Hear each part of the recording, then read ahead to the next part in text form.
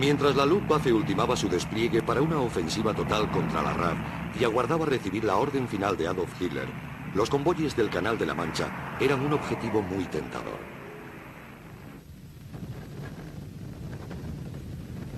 El mando de cazas de la RAF tuvo que enfrentarse a un terrible dilema: dedicar aviones a la defensa de esos convoyes o perder los barcos.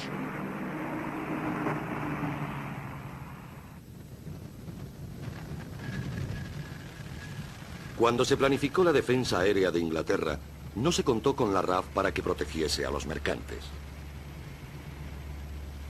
La carga podría haberse transportado por ferrocarril, pero el almirantazgo insistió en que se hiciera por barco, por razones de orgullo nacional. El comandante en jefe del aire, Sir Hugh Dowding, accedió a defender los barcos, pero a condición de que se hiciera con el menor número de cazas posible.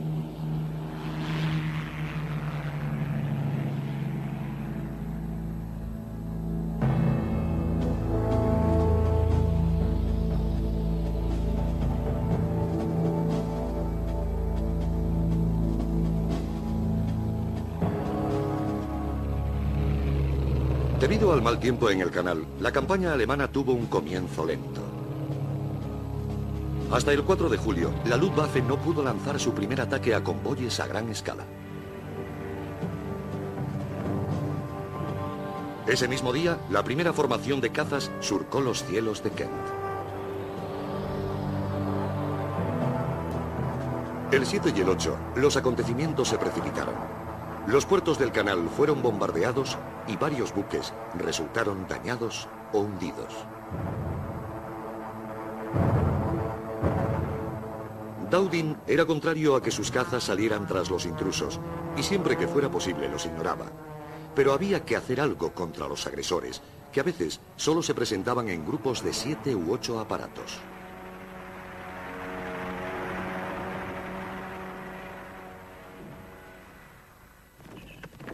El 10 de julio se produjo un primer ataque en masa de la Luftwaffe y su propósito era forzar una respuesta por parte de la RAF. Ese día significó el comienzo oficial de la batalla de Inglaterra.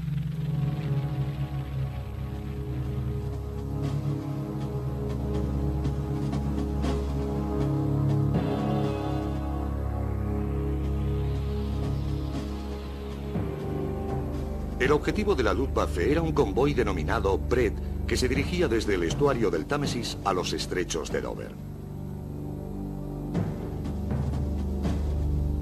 El grupo atacante estaba compuesto por 27 Doniers del segundo ala de bombarderos, escoltados por 24 ME-110 e igual número de ME-109. A su encuentro salieron 4 escuadrones británicos. Los escuadrones 56 y 111 contaban con 18 Hurricanes. El escuadrón 32, procedente de Biggin Hill, tenía otros tantos, y el 74 escuadrón con base en Horsham aportó 6 Spitfires. En total, fueron 30 cazas británicos contra 75 aviones alemanes.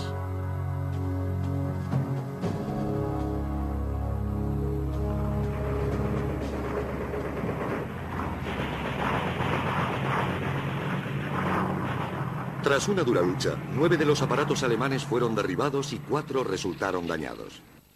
Un caza de la RAF fue derribado, 2 tuvieron que hacer un aterrizaje forzoso y otros 2 acabaron con daños. Solo consiguieron hundir un barco.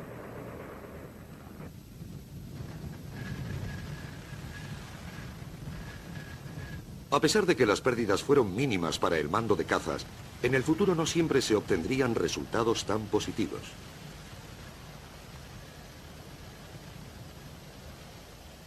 El día 19, y tras defender con fiereza un ataque contra 9 convoyes, los alemanes lograron derribar 11 aviones británicos y ellos solo perdieron 4.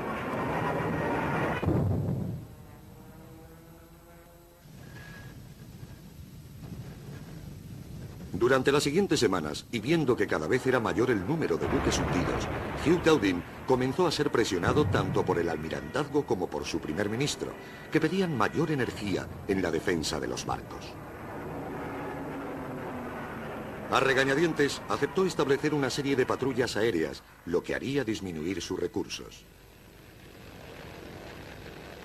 Aún antes de la gran batalla, el número de salidas efectuadas por la RAF alcanzaba ya las 600 al día.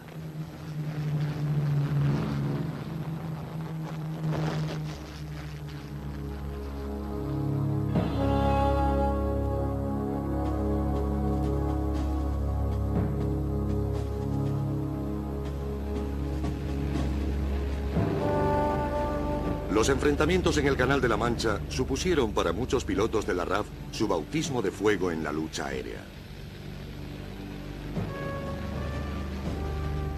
Sin embargo, ya antes habían aprendido varias técnicas de interés. De manera no oficial, consiguieron que sus disparos convergieran a 220 metros en lugar de los 600 prescritos, logrando así un mayor impacto a corta distancia.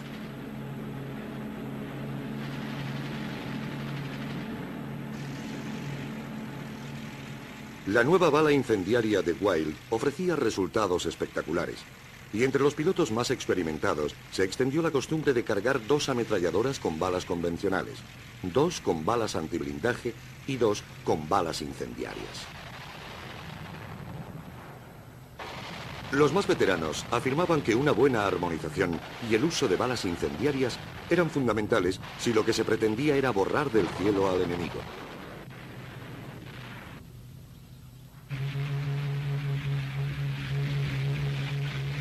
El rendimiento de los cazas británicos también había mejorado.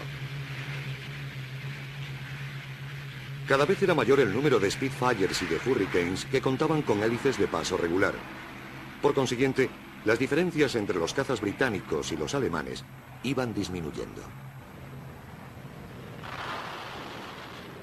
A pesar de todo ello, estos primeros encuentros mostraron un hecho muy preocupante. En el cuerpo a cuerpo, los británicos casi siempre salían peor parados. El problema, reconocido por pocos, radicaba en que las tácticas de la RAF eran desesperadamente inadecuadas.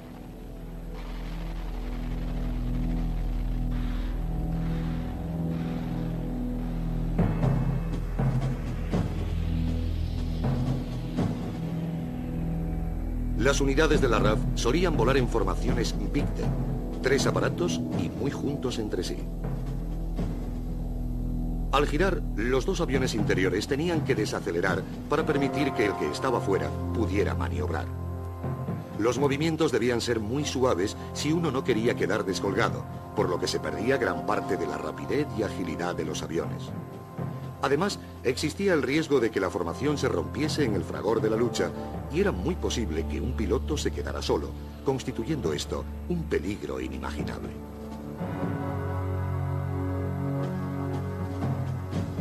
Los escuadrones de cazas británicos estaban compuestos por 12 aviones, divididos en 2 grupos que a su vez se subdividían en 2 pics.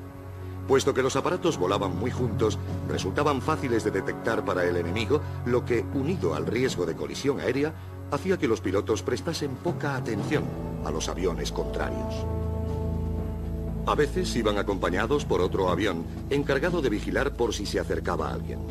Solos y vulnerables, las posibilidades de supervivencia en un combate 1 a 1 eran muy pocas, por lo que se abandonó esta práctica. Las tácticas de la Luftwaffe se ajustaban mucho mejor a las realidades de la lucha aérea. La formación básica, llamada Rote, estaba compuesta por 2 aviones, un líder y un acompañante, que debía proteger al primero, pasase lo que pasase. La sección o Swarm constaba de 2 rotes, y por lo general volaban con suficiente espacio entre sí, alternando altura y posición.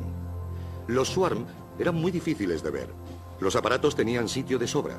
Era fácil maniobrar y disponían de tiempo para buscar al contrario. Los pilotos alemanes volvieron a hacer uso del giro cruzado de la Primera Guerra Mundial, que consistía en ir todos a la misma velocidad y únicamente cambiaban su posición dentro de la pareja. No había que variar la aceleración y el giro se hacía limpia y rápidamente.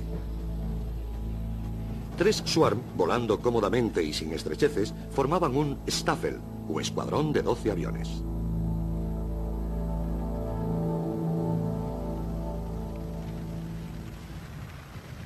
En las primeras 6 semanas de combates, la Luftwaffe arrojó cerca de 2.000 toneladas de bombas, hundiendo casi 40.000 toneladas de buques británicos.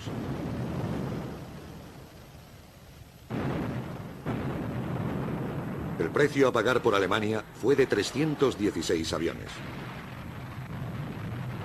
En ese mismo periodo de tiempo, la RAF perdió unos 200 Spitfires y Hurricanes.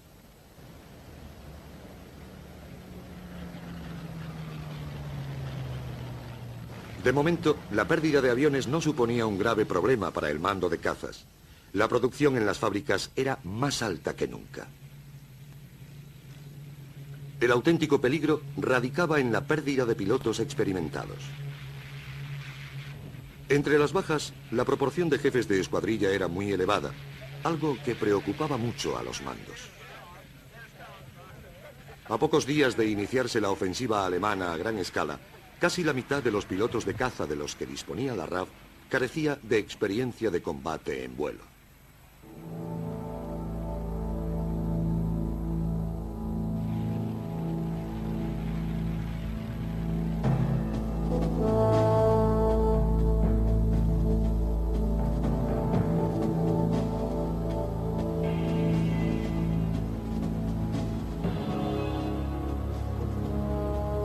En la primera semana de agosto, la Luftwaffe ya tenía ultimados todos los detalles de la ofensiva Águila, el gran y definitivo asalto para hacerse con la supremacía de los cielos del sur de Inglaterra.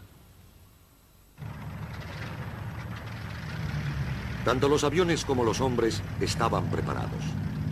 Las bombas, la munición y el combustible perfectamente dispuestos. Y los planes totalmente estudiados para el gran día. En el oeste, la Luftwaffe estaba dividida en 3 Luftflotten, o flotas aéreas. Cada una de ellas estaba dotada de bombarderos, cazas, aviones de reconocimiento y unidades de apoyo.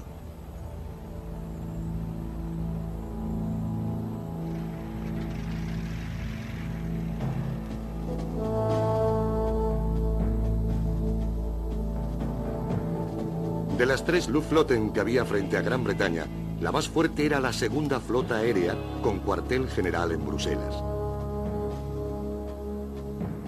Su zona de operaciones ocupaba la mitad oriental del país, incluyendo Londres. La segunda flota aérea estaba dirigida por el mariscal de campo Albert Kesselring, un antiguo oficial del ejército. Kesselring tenía bajo su mando 2 alas de Messerschmitt ME-110, cada una de ellas con unos 100 aviones. 2 alas de ME-110 bimotores y un grupo mixto compuesto por unos 40 cazabombarderos ME-109 y 110. Kesselring contaba también con 2 alas de Stukas y 6 alas de bombarderos bimotores. La tercera flota aérea tenía su base en Francia, al sur del Sena, y su cuartel general estaba en París. La flota estaba dirigida por el mariscal de campo Hugo Spell, el alto oficial más experimentado de las fuerzas aéreas alemanas. Spell contaba con 3 alas de cazas ME-109 y un ala de ME-110 para hacer tareas de escolta. En cuanto a bombarderos, disponía de 3 alas de Stukas, algunos con menor potencia, y 5 alas de aparatos bimotores. También tenía un grupo especial formado por 30 aviones, especializados en ataques nocturnos y tareas de exploración. En el norte, en Noruega y Dinamarca, se encontraba la quinta flota aérea con cuartel general en Stavanger. Al mando de esta flota estaba el general Hans-Jürgen Stumpf, un antiguo oficial del ejército. Stumpf tenía 2 alas de bombarderos bimotores y un ala de cazas bimotores. También contaba con un ala de ME-109, pero su alcance era muy limitado para hacer operaciones en Gran Bretaña. En total, la quinta flota aérea solo disponía de 163 aviones de combate capaces de tomar parte en la batalla.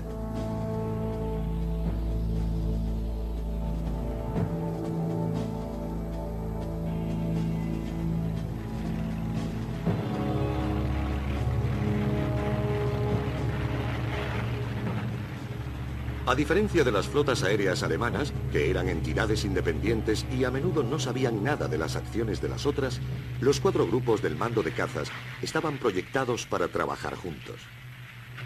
Obviamente esta cooperación no siempre fue perfecta, pero cuando el sistema funcionaba como era debido, se conseguía hacer un uso muy eficaz de los recursos disponibles.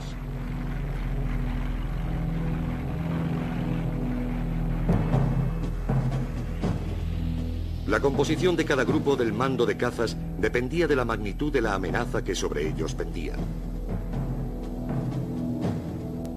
El grupo 11, el más cercano a Francia, era, con diferencia, el más dotado de los grupos de cazas de la RAF. Estaba bajo las órdenes del vicemariscal del aire Keith Park, un as de la aviación de la Primera Guerra Mundial y un brillante estratega. Park tenía 15 escuadrones de Hurricanes y 6 de Spitfires. El grupo 10, al oeste, hacía poco que se había formado. El comandante de este grupo era el vicemariscal del aire, Sir Christopher Quentin Brand. Brand tenía 3 escuadrones de Hurricanes y 4 de Spitfires. El grupo 12, con base en la zona centro, era el segundo más importante de los grupos de cazas de la RAF. Estaba dirigido por el vicemariscal del aire Trafford Lee Mallory. Lee Mallory tenía 6 escuadrones de Hurricanes y 5 de Spitfires. Al norte, frente a Escandinavia y la quinta flota aérea alemana, se encontraba el grupo 13. El comandante de este grupo era el vicemariscal del aire Richard Soule. Soule tenía 9 escuadrones de Hurricanes y 4 de Spitfires.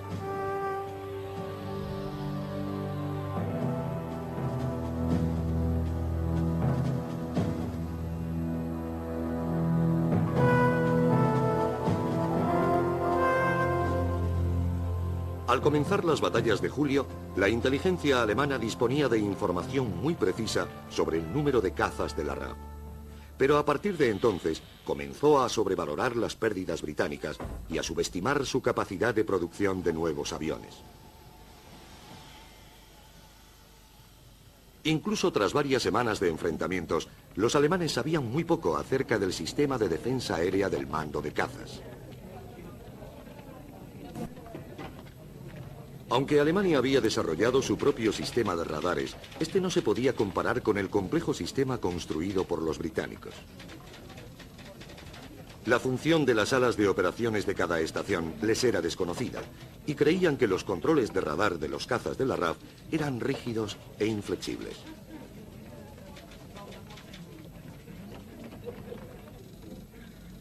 Por el lado británico, los servicios de inteligencia eran mucho más eficaces.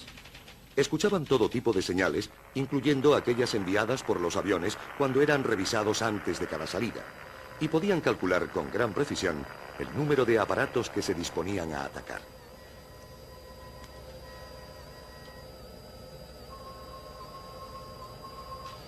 El mayor golpe dado por la inteligencia inglesa ocurrió poco antes de estallar la guerra. Polonia le había entregado a los británicos un ejemplar del código secreto alemán llamado Enigma. Se consiguió descifrar el código, con lo que se pudo seguir las comunicaciones durante toda la batalla de Inglaterra. En la primera semana de agosto, algunos mensajes alemanes descifrados hacían referencia a un inminente Adlerangriff o ataque águila. Para los británicos quedaba claro que la batalla estaba a punto de entrar en una nueva fase.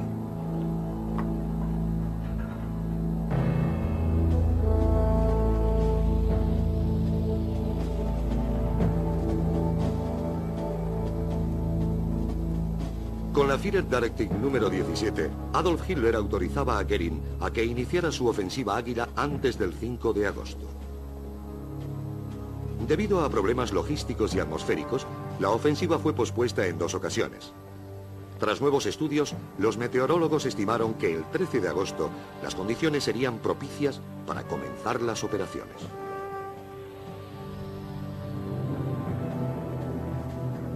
El día antes del ataque de la Armada Aérea, se procedería a destruir las estaciones de radar claves.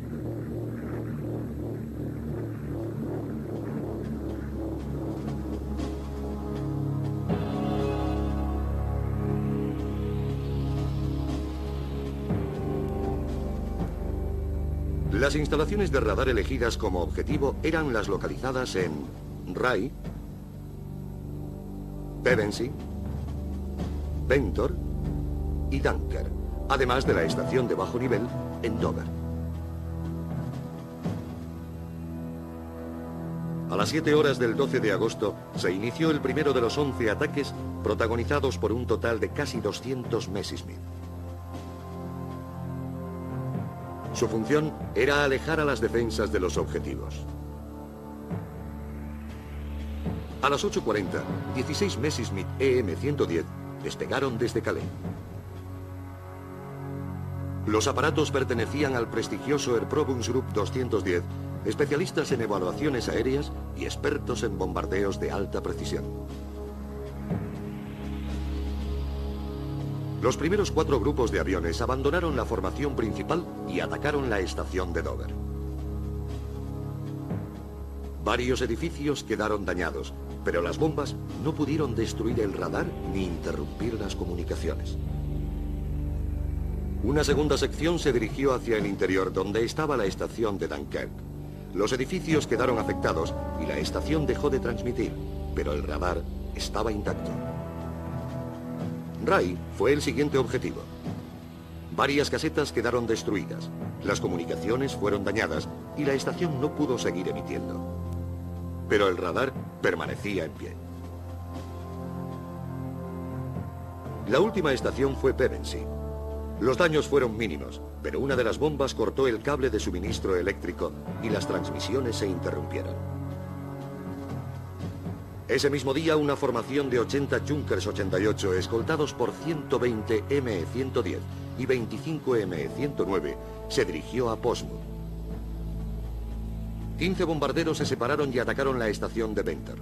La mayoría de los edificios quedaron destruidos y el radar sufrió daños.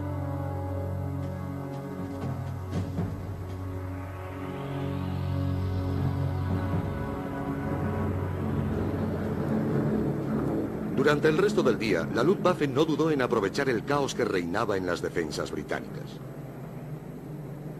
El aeródromo de Manston quedó gravemente dañado, y lo mismo ocurrió con las estaciones de cazas de Hawkins y Lee. En el canal, los Stukas atacaron a los convoyes hundiendo 2 barcos pequeños y derribando 4 Hurricanes con sus cazas de escolta.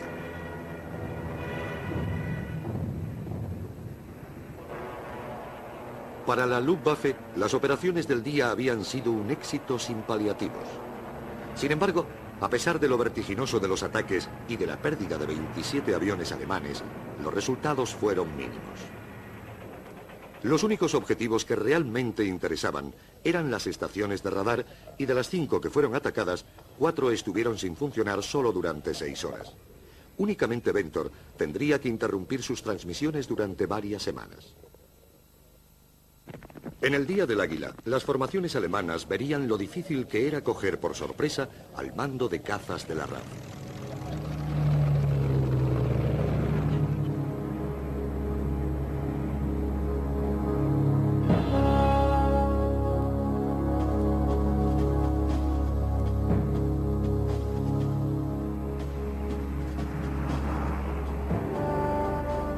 El 13 de agosto, primer día de la ofensiva Águila, comenzó de manera caótica para la Luftwaffe.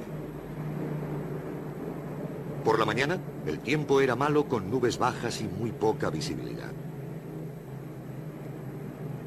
Se dio orden de posponer las operaciones, pero varias unidades no la recibieron ni siguieron adelante. 2 de ellas ni siquiera fueron escoltadas por cazas.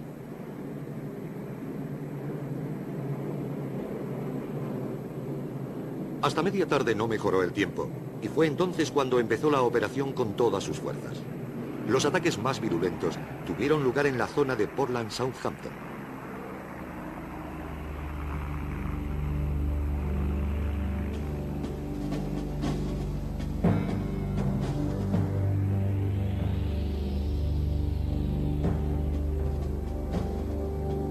El primer ataque masivo iba encabezado por 30 ME-109 y otros tantos ME-110.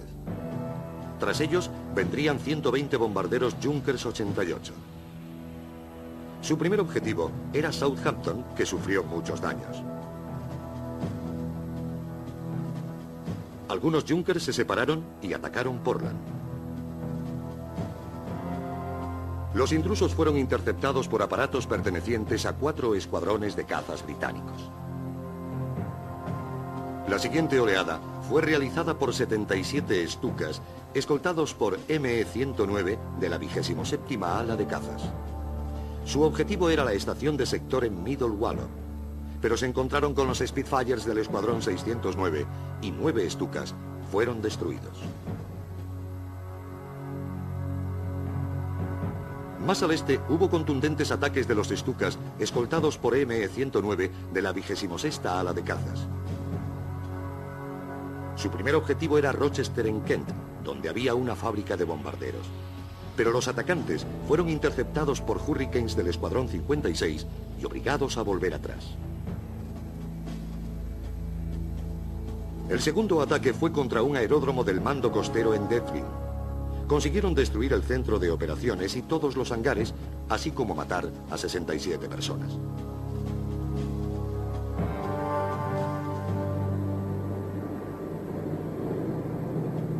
En el primer día de la ofensiva Águila, la Luftwaffe hizo 1.485 salidas y la RAF 727. 15 cazas y 19 bombarderos alemanes fueron derribados y otros 15 aviones se vieron obligados a hacer aterrizajes de emergencia en Francia. La RAF perdió 12 Hurricanes y un Spitfire y otros 4 hicieron aterrizajes forzosos.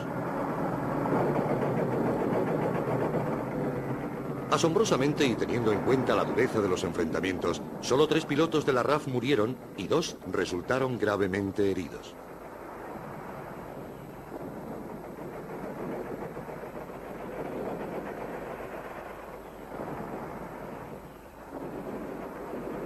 En tierra, 47 aviones británicos fueron destruidos, pero solo uno de ellos era un caza.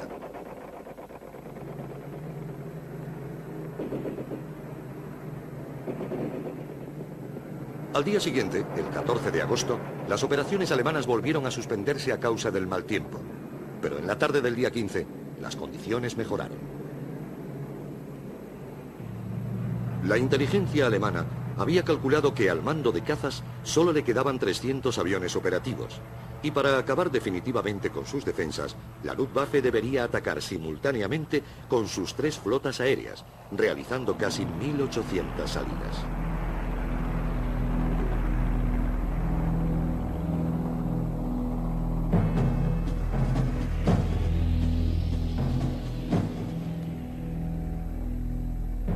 En el sur, la acción comenzó con un ataque de 60 Stukas, cubiertos por 40 escoltas ME-109. Sus objetivos eran los aeródromos del mando de cazas en Hawkins y Lynn. Ambos lugares fueron severamente castigados y Lynn quedó inactivo durante 3 días. El siguiente ataque fue protagonizado por 25 ME-110 que arrasaron el aeródromo de Manston.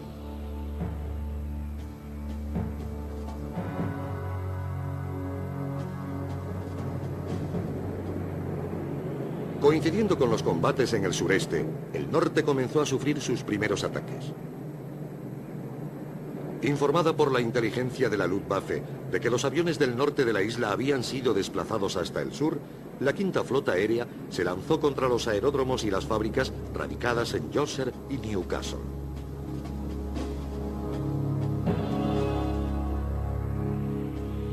Como preludio al asalto principal, enviaron un señuelo compuesto por 17 hidroaviones para atraer a las defensas británicas y alejar a los cazas de la RAF de los verdaderos objetivos.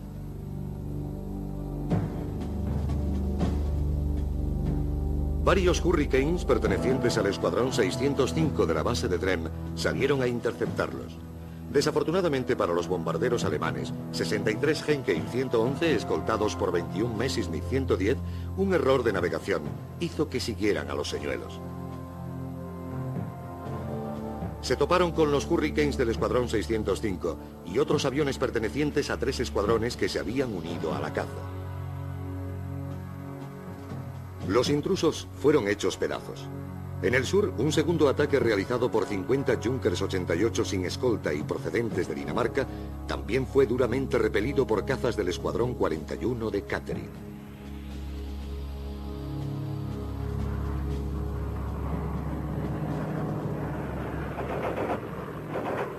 Durante las batallas de ese día sobre el Mar del Norte y el norte de Inglaterra, la Quinta Flota Aérea perdió 14 bombarderos. 3 más resultaron gravemente dañados y 7 de sus cazas bimotores fueron abatidos.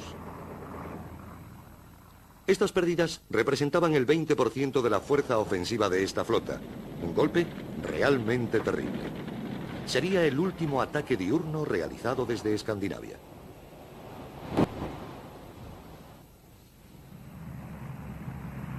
Incluso antes de que acabara la batalla del norte, la segunda y tercera flota aérea ya habían lanzado su gran asalto. Las pantallas de radar que había en las costas del Canal de la Mancha estaban tan saturadas de señales de las formaciones atacantes que ya no se podían ni distinguir las diferentes unidades.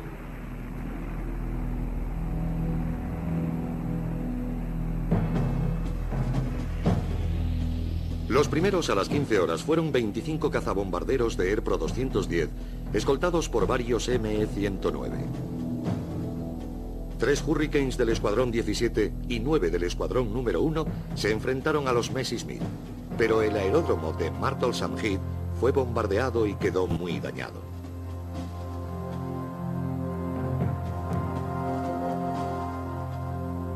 Luego vinieron 88 Dornier 17 con una enorme escolta de 130 ME-109 y tras ellos otros 60 ME-109 de la 26ª ala de cazas que efectuaron una pasada sobre Kent.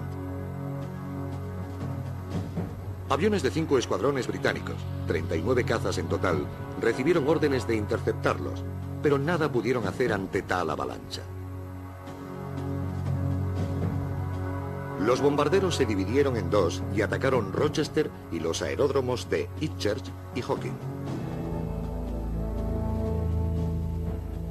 Ese mismo día los cazabombarderos de Airpro 210 volvieron a entrar en acción. Su plan era bombardear y arrasar Kenley, una estación de sector de vital importancia. Sin embargo, la víctima fue la cercana Croydon. El siguiente ataque, con 24 Dorniers 17, tenía como objetivo Biggin Hill, pero otro error de navegación salvó a esta estación de sector. Sus bombas cayeron sobre West Malin, un modesto aeródromo para cazas que ni siquiera funcionaba al 100%.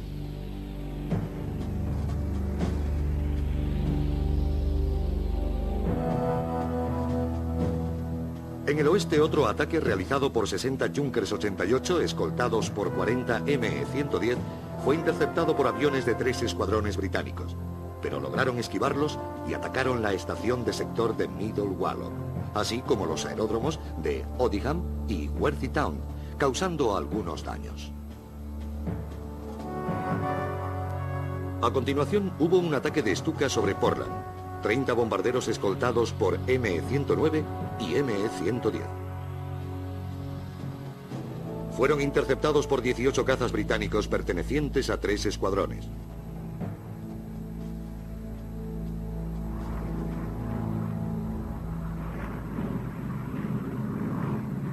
El 15 de agosto fue el día más activo de todos los que duró la batalla de Inglaterra. 14 escuadrones británicos entraron en acción, algunos de ellos con enfrentamientos directos, y en total la RAF contabilizó casi 1000 salidas de sus cazas. La política del mariscal jefe del aire, Sir Hugh Dowding, de ir tras los bombarderos enemigos evitando todo lo posible los combates cuerpo a cuerpo, tuvo su recompensa. 71 aviones alemanes fueron derribados a costa de tan solo 31 cazas británicos. Durante 3 días más, los alemanes continuaron atacando con todas sus fuerzas. Las estaciones de radar en Bentor y Polin resultaron gravemente dañadas. Varios aeródromos sufrieron duros bombardeos, incluyendo las estaciones de sector de Kenley, Dunmere y Biggin Hill. 100 aviones de la Luftwaffe y 53 de la RAF fueron derribados.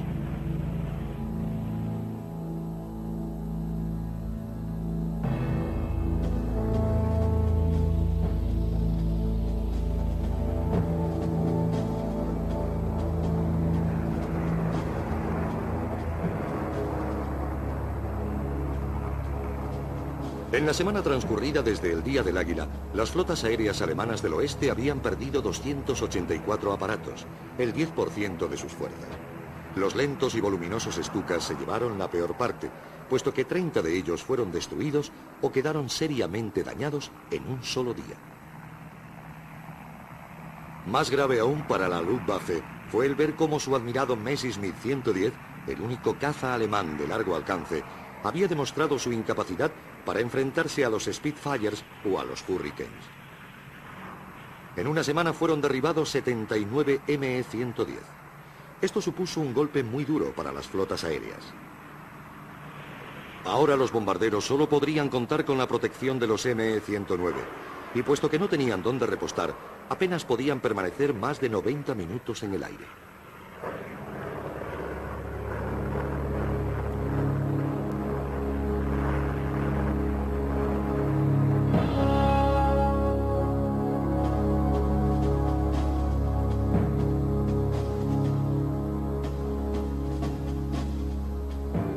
El 19 de agosto, Hermann Göring anunció un cambio radical en su plan de batalla. Para empezar, retiraría todos los Stukas. La tercera flota aérea se concentraría en los bombardeos nocturnos y sus ME-109 serían enviados a la segunda flota para estar más cerca de la zona principal de operaciones. Los ataques, en lugar de efectuarse por toda la franja costera, se dirigirían contra los aeródromos del sudeste de Inglaterra. Uno de los mayores errores de Göring en esta campaña fue ordenar que se suspendieran los ataques contra las estaciones de radar, puesto que eran demasiado difíciles de destruir.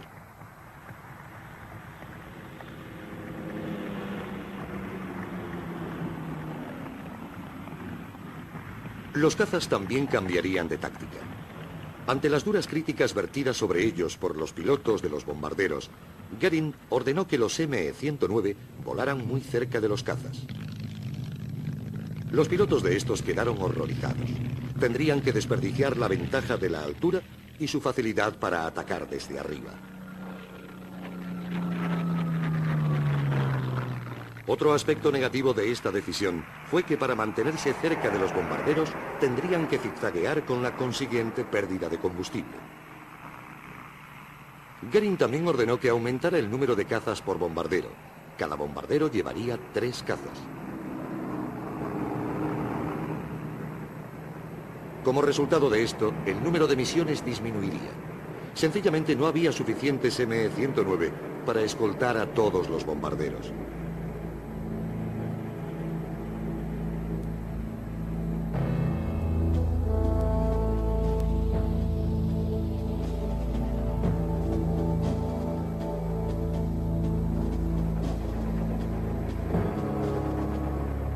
Desde el 19 hasta el 23 de agosto, el mal tiempo limitó las operaciones diurnas de la Luftwaffe a ataques a pequeña escala.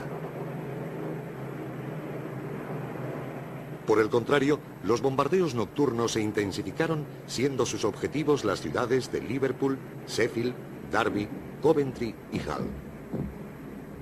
Se hacían con el propósito de mutilar las industrias que abastecían a las fuerzas aéreas británicas. Sin embargo, y a pesar de las numerosas bajas entre los civiles, la producción de aviones apenas se vio afectada. El día 24 se reanudaron los grandes ataques diurnos, y con ellos se inició una grave crisis para el mando de cazas de la RAF.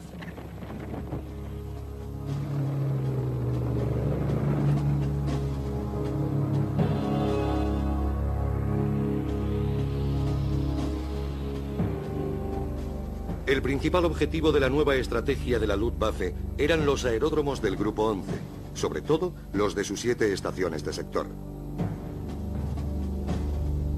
El primero en ser atacado en esta fase de la batalla fue el de Nordwall, que quedó gravemente dañada el día 24. Hornchurch también fue bombardeada ese mismo día. El 26 le tocó a Debden. El 30, Biggin Hill fue atacada 2 veces, y al día siguiente, Debden, Hornchurch y Biggin Hill volvieron a sufrir los bombardeos de la Luftwaffe. Cuando los cazas salían a defender los aeródromos importantes, los alemanes atacaban los menos significativos, entre ellos Manxton, Inchurch, Lyng y Roxford. El día 31, Detling, Croydon, Biggin Hill, Debden e Inchurch fueron las víctimas. Hornchurch lo fue 2 veces. La primera semana de septiembre el ensañamiento alemán parecía no conocer límites. Una y otra vez, los mismos aeródromos eran bombardeados y arrasados hasta que muchos de ellos, incluyendo muchas estaciones de sector claves, quedaron inservibles.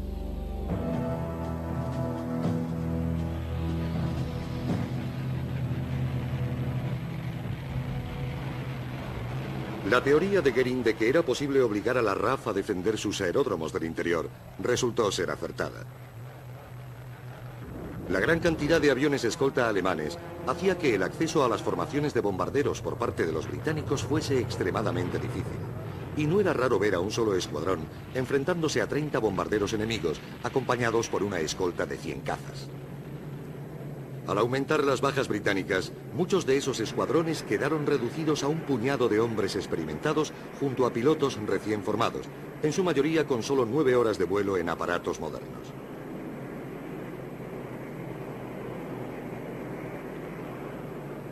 Mientras en privado, muchos pilotos de caza británicos comenzaban a manifestar sus dudas sobre la supervivencia de la RAF, sus enemigos alemanes también empezaban a perder la confianza en sus fuerzas. En el último mes, habían podido ver que las pérdidas de aviones rondaban el 18% y cómo muchos bombarderos volvían con graves desperfectos y con sus tripulantes malheridos.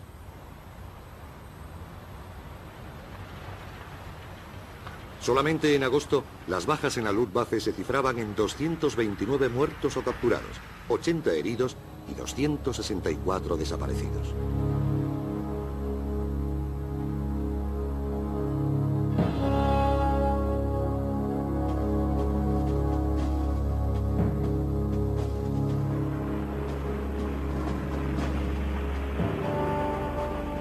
Al tiempo que el mando de cazas de la RAF luchaba por no sucumbir ante la terrible presión alemana, estalló una amarga disputa entre los altos oficiales sobre la forma en que Dowding estaba llevando la batalla. El comandante del Grupo 12, Trafford Leigh-Mallory, pedía insistentemente un cambio de estrategia con el apoyo de Douglas Bader, uno de los jefes de escuadrón de la RAF más afamado. Opinaba que para poder hacer frente a los alemanes había que establecer enormes formaciones llamadas alas grandes y que en ellas debían integrarse 3 o incluso 4 escuadrones. En el lado opuesto, el comandante del Grupo 11, Kit Park, apoyaba a Dowding con firmeza y aseguraba que su política era la correcta. La RAF solo sobreviviría si utilizaba sus fuerzas con gran precaución. Las discusiones fueron tan grandes que la colaboración entre los grupos 12 y 11 se vio muy afectada. Hasta tal punto insistía Leigh-Mallory en que sustituyeran a Dowding que llevó el caso ante Winston Churchill. Las disputas en el mando de cazas coincidieron con una época de grandes presiones para el Grupo 11 y el mismo Dowding. Tras 15 días de ataques ininterrumpidos contra los aeródromos del Grupo 11, las pistas de aterrizaje quedaron inservibles y las salas de operaciones destruidas, por lo que la coordinación entre los distintos grupos comenzó a fallar. Las pérdidas de aviones eran superiores a la producción y el número de pilotos muertos era tan elevado que el sistema de rotación entre escuadrones para que pudiesen descansar no se podía aplicar. Los escuadrones que estaban en primera línea sufrían tal cantidad de bajas que no había suficientes unidades de refresco para sustituirlos. El mando de cazas de la RAF estaba al borde del total hundimiento.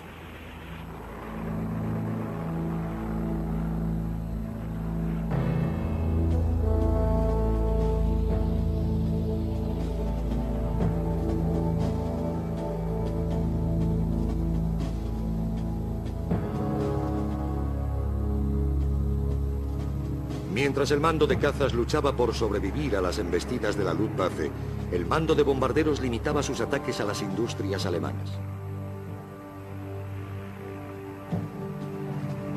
Sin embargo, el 24 de agosto, un suburbio londinense fue bombardeado accidentalmente y la RAF recibió la orden de responder atacando Berlín.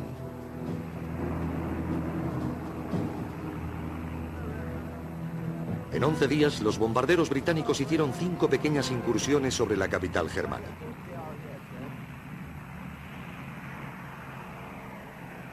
Los daños ocasionados fueron mínimos, pero Adolf Hitler se enfureció.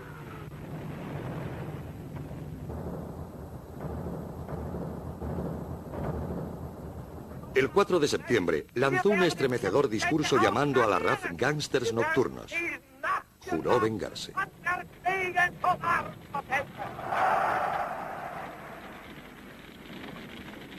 Hitler ordenó a la Luftwaffe que respondiese de inmediato a los ataques británicos y que bombardeasen Londres.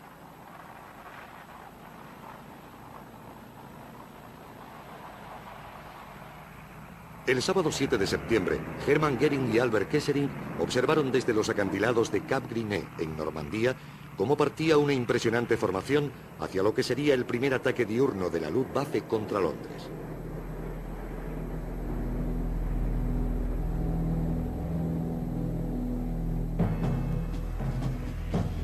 La primera oleada de aviones alemanes fue detectada por los radares británicos a las 16 horas. En total, había más de 300 bombarderos y 600 cazas. Creyendo que los objetivos eran otra vez las estaciones de sector, 21 escuadrones británicos se dirigieron a defenderlas. Pronto se pudo ver que el objetivo era Londres, pero cuando los cazas recibieron la nueva orden, ya era demasiado tarde.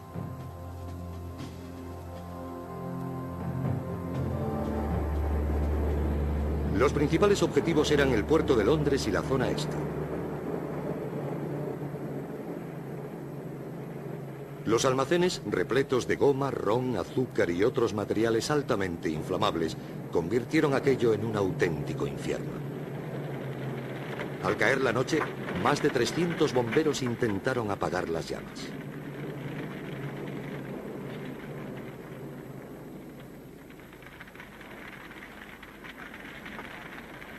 Las bajas entre civiles no eran muy habituales en Inglaterra.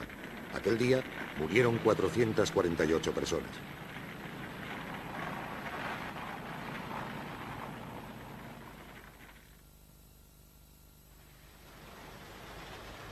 Durante los 4 días siguientes, el mal tiempo dio un respiro a la capital británica.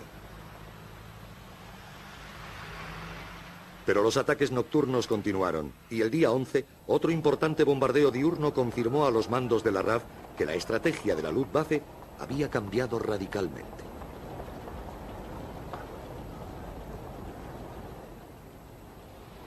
Con los bombarderos alemanes concentrándose en Londres, la presión sobre los aeródromos del mando de cazas cesó de inmediato.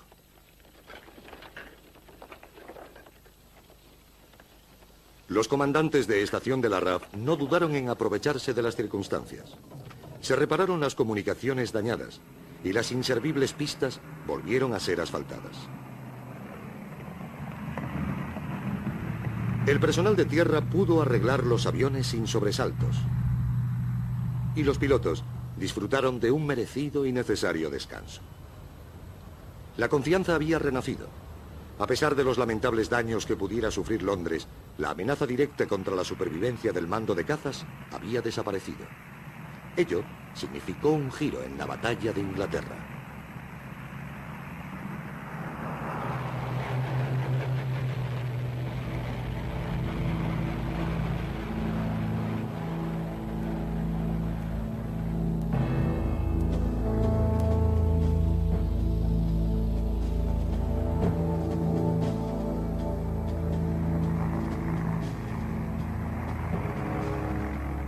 El siguiente ataque a gran escala contra Londres fue el 15 de septiembre.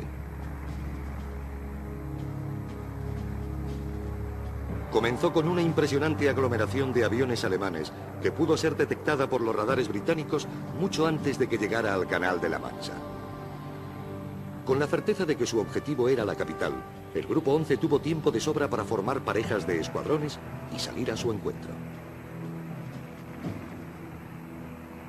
El grupo 12 también pudo aprovechar el temprano aviso para organizarse en formaciones aún mayores. Para los aviadores de la Luftwaffe, que creían que a la RAF solo le quedaban 150 cazas, ver semejante oposición tuvo un efecto devastador.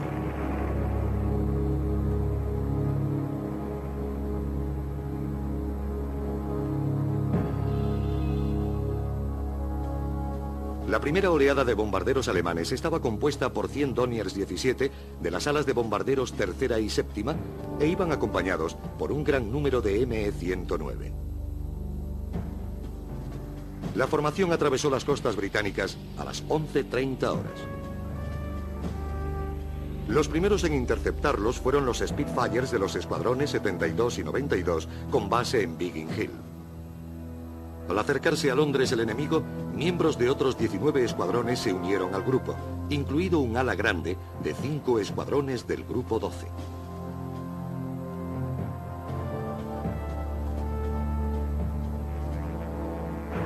Las formaciones alemanas sufrieron un ataque tras otro, y el número de ME-109 disminuía de forma constante, bien a consecuencia de los combates o bien por la falta de combustible. Al llegar a Londres, la primera oleada de bombarderos ya había perdido casi todos sus aviones escolta.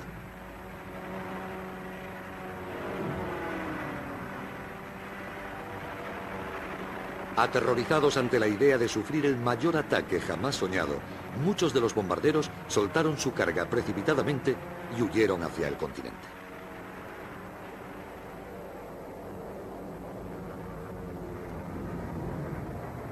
Dos horas más tarde, la Luftwaffe lanzó un segundo ataque masivo que estuvo precedido por una demostración de fuerzas de los ME-109. El resultado fue parecido al primero. Los cazas británicos, tras repostar y rearmarse, salieron a su encuentro en un número tal que los aviadores alemanes quedaron petrificados. En total y durante los dos ataques del día, la Luftwaffe perdió 56 aviones.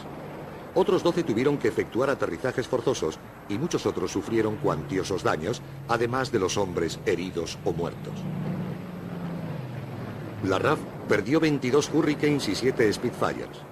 Otros 7 aviones tuvieron que hacer aterrizajes de emergencia.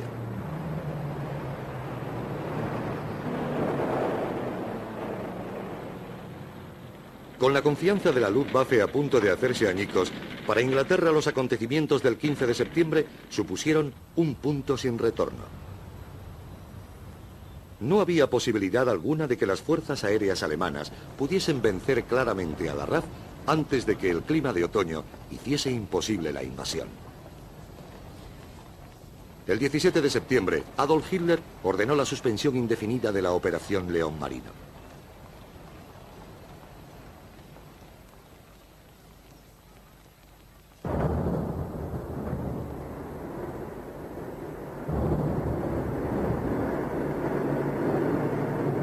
Durante las siguientes 6 semanas, hubo varios ataques diurnos importantes sobre Londres. Los enfrentamientos entre cazas continuaron con pérdidas en ambos lados, pero a finales de octubre, la guerra aérea ya solo reaparecía al anochecer. La batalla de Inglaterra llegó a su fin, y la RAF había sido la vencedora gracias a su habilidad para seguir existiendo.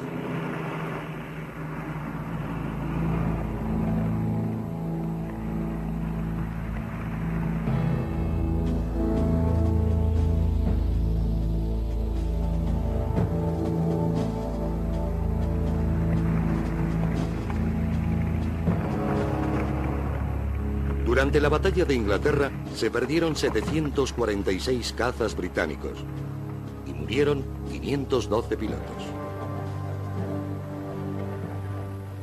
Por el lado alemán, 1.733 aviones de todos los tipos fueron destruidos, lo que supuso un 40% de su potencial inicial.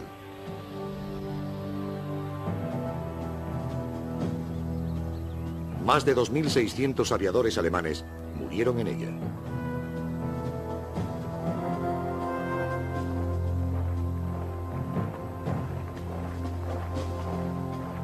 Adolf Hitler no concedió mucha importancia a las terribles pérdidas de la Luftwaffe y su fracaso por someter a Gran Bretaña.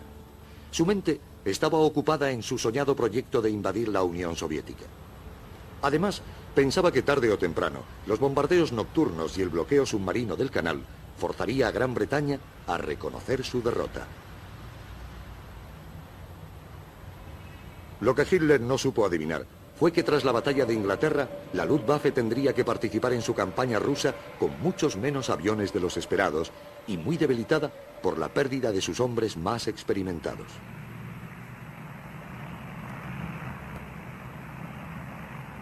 La batalla de Inglaterra pudo haber tenido un efecto a más largo plazo. La lucha de Gran Bretaña por su supervivencia provocó la profunda admiración de millones de norteamericanos, y con la entrada en la guerra de los Estados Unidos en diciembre de 1941, se crearía una poderosa alianza. 2 años más tarde, la isla que no pudo ser dominada por la Luftwaffe durante la batalla de Inglaterra, se convirtió en el puente hacia la liberación de Europa.